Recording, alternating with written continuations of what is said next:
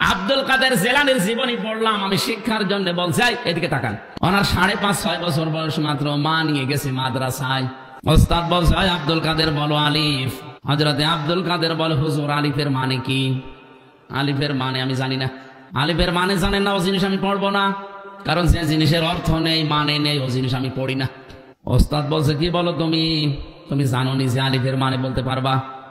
হযরতে আব্দুল কাদের বলে হ্যাঁ আমি মায়ের কাছে শুনেছি। বলো দেখি। তিনি আলিফ দিয়ে আল্লাহর পরিচয় তুলে ধরলেন, আল্লাহু লা ইলাহা ইল্লা হুয়াল হাইয়ুল কাইয়্যুম। এখানে পড়তে পড়তে 10টা ক্ষমতার কথা আছে আল্লাহর, 10টা পাওয়ারের কথা আল্লাহ আয়াতে জানিয়েছেন সূরা আয়াতুল কুরসির ভেতরে, যেটা সূরা বাকারার 255 নম্বর আয়াত। তেলাওয়াত করে শোনালেন। আল্লাহর পরিচয় দেওয়ার পরে ওস্তাদ বেহুশ হয়ে গেছে কাঁদতে কাঁদতে। কি বলে এতটুকু বাচ্চা? মাকে ডাক দিয়ে পর্দার আড়ালে বলে, মা আপনার ছেলে মনে হয় মাদ্রাসায় পড়িয়েছেন, এখন নিয়ে এসেছেন আমার কাছে পরীক্ষা করার জন্য। মা বলে না, এই প্রথম নিয়ে আসলাম।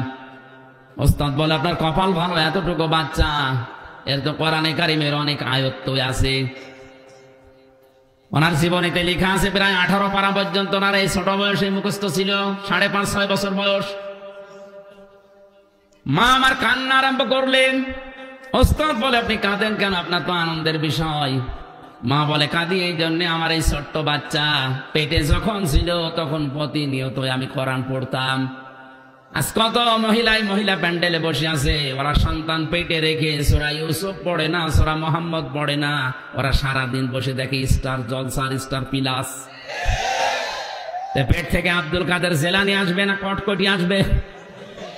আসেও কটকটি, আর রং কিরম মালা। মেয়েদের কয়েক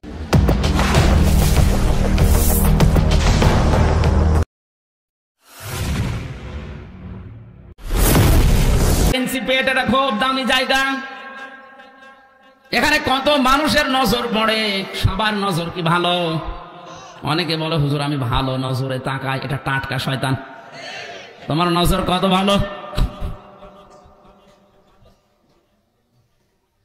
নিজের বউ সুন্দর, মেয়ে সুন্দর, অনেকে দিশা পায় না করবে কি, আরো সুন্দর করে সাজিয়ে রাস্তায় নিয়ে মোটরসাইকেলে ঘোরায়, মানুষকে দেখায় যে জিনিস আমার আছে।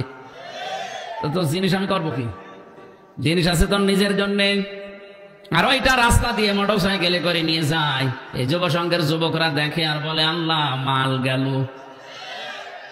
বলবে তো আপনার বউকে দেখে মেয়েকে দেখে কেউ যদি বলে মাল গেল, ওই মালের পেটে আর ভালো মাল আল্লাহ দেবে না। শেষে আপনার বাচ্চা হবে ঠিক, কিন্তু হবে ডিপ জল, খাইছে ধরে। আশা করছে আপনার পেটটা আপনি সংরক্ষণ করেন। আব্দুল কাদের জিলানী যে মায়ের পেটে এসেছিল, ওই মায়ের পেট আর আপনার পেট আকাশ পাতাল। আব্দুল কাদের জিলানীর মা বলে আমার এই সন্তান পেটে রাখা অবস্থায় প্রতিনিয়ত আমি কোরআনে কারিম পড়তাম। শুধু কোরআন পড়েছি তা না, এই সন্তানটা জন্ম নেওয়ার পরে একে আমি পাশে বসিয়ে ফজরের নামাজ আদায় করে যখন তেলাওয়াত করতাম, আমি নিজেও কোরআনের হাফেজা। আমার এই ছোট্ট বাচ্চা আমার মুখের দিকে তাকিয়ে মুখ মিলাতো। আমার আফসোস হয় এই কারণে, আমি যদি আর একটু কষ্ট করে পুরা কোরআনটা এভাবে প্রতিনিয়ত পড়তাম, আমার এই ছোট বাচ্চা এতটুকু বয়সে 30 পারা কোরআনের হাফেজ হয়ে যেত। আব্দুল কাদের জিলানী এমনি হয় না, পেটে মায়ের পেট তৈরি করা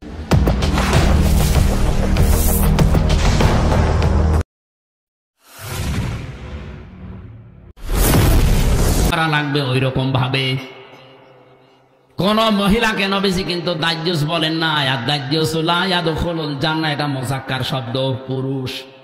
ওই পুরুষ দাজ্জুস যার মেয়ে, যার বৌমা, যার বউ, যার বোন বেপরদায় চলে, ওই পুরুষকে নবীজি দাজ্জুস বলেছেন। আর দাজ্জুসের জন্য জান্নাত হারাম।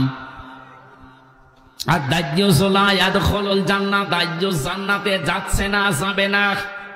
ইয়াদখুলু মুযারে বর্তমান ভবিষ্যৎ, প্রেজেন্ট ফিউচার। এই হাদিসের ব্যাখ্যায় পড়েছি, কোন মহিলা বেপরদায় চলার কারণে যদি জাহান্নামী হয়ে যায়, কমপক্ষে 4 জন পুরুষ মানুষ সাথে নেবে। তার বাবাকে নেবে, তার বড় ভাইকে নেবে, তার নিজের স্বামীকে নেবে, তার বড় ছেলেকে নেবে।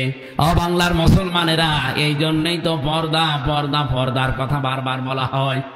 ওরা যদি জাহান্নামে চলে যায় তাহলে হয়তো আপনি কারো বাবা, কারো স্বামী, কারো বড় ছেলে, নাই কারো বড় ভাই, আপনি বাঁচতে পারবেন? বলেন। কোরআনের উপরে আমল বাড়াতে হবে আমাদের। শুধু আমল বাড়ালেই হবে না, আমলটা মানুষের কাছে পৌঁছিয়ে তাকে মানার মতো ব্যবস্থা করে দেওয়া লাগবে। আজ কোরআনের আমল বাংলাদেশে করা সহজ না কঠিন? আগুন হাতে রাখার মতো কঠিন। এখন কোরআনের আমল করা খুব কঠিন হয়ে দাঁড়িয়েছে। যে চারটা অর্থ বললাম, শুদ্ধ করে পড়া, বোঝা, আমল করা, আর মানুষকে আমল করানোর জন্য পরিবেশ তৈরি করে দেওয়া। আপনি বলেন তো এই চারটা কাজ বাংলাদেশে আমরা পারছি? তাহলে দুনিয়ার হাসানা আমরা পাইনি, খালি মোনাজাতি শেষ। আশহাদু আল্লা ইলাহা ইল্লাল্লাহ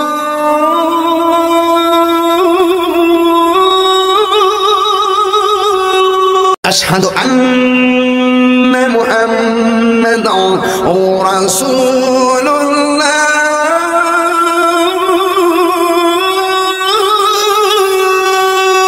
اللهم آمين.